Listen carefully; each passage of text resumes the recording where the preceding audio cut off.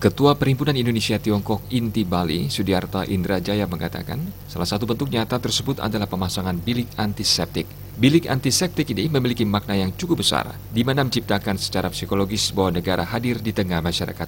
Selain itu menciptakan rasa tenang, aman dan nyaman bagi masyarakat yang sebelum beraktivitas memasuki bilik antiseptik tersebut. Rasa tenang, aman, dan nyaman tersebut merupakan imun yang akan sangat membantu untuk mencegah bahkan mengobati virus corona tersebut. Perhimpunan Inti Bali bekerjasama dengan Pemkot Denpasar dan Pelindo akan memasang mulai tanggal 10 April 2020 sebanyak 24 bilik antiseptik di 20 pasar seluruh kota Denpasar. Perhimpunan Inti Bali juga meluruskan bahwasanya mereka tidak melakukan penyemprotan disinfektan, melainkan menyemprotkan air sabun sebagai antiseptik dalam bilik yang sangat ampuh untuk membantu menghilangkan COVID-19. Salah satu bentuknya yang kita lakukan pada hari ini adalah pemasangan bilik antiseptik.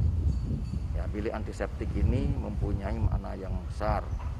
Satu, dia menciptakan secara psikologis bahwa negara hadir di tengah masyarakat. Yang kedua, menciptakan rasa tenang, rasa aman, rasa nyaman bagi masyarakat yang sebelum beraktivitas memasuki bilik ini. Karena kami tidak menyemprotkan disinfektan, kami menyemprotkan air sabun sebagai antiseptik yang sangat ampuh untuk membantu menghilangkan dari virus corona ini. Mudah-mudahan bilik ini bermanfaat bagi masyarakat, perekonomian masyarakat di desa-desa, khususnya di Denpasar dan di Bali cepat pulih, kemudian virus corona ini bisa mereda dan segera berakhir di Indonesia dan di dunia.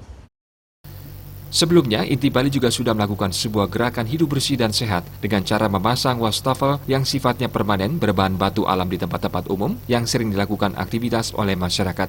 Pada kesempatan tersebut, Perhimpunan Ketua Inti Bali menyerahkan sebuah bilik antiseptik ke Bali TV yang didampingi pimpinan kelompok media Bali Pos Satria Narada.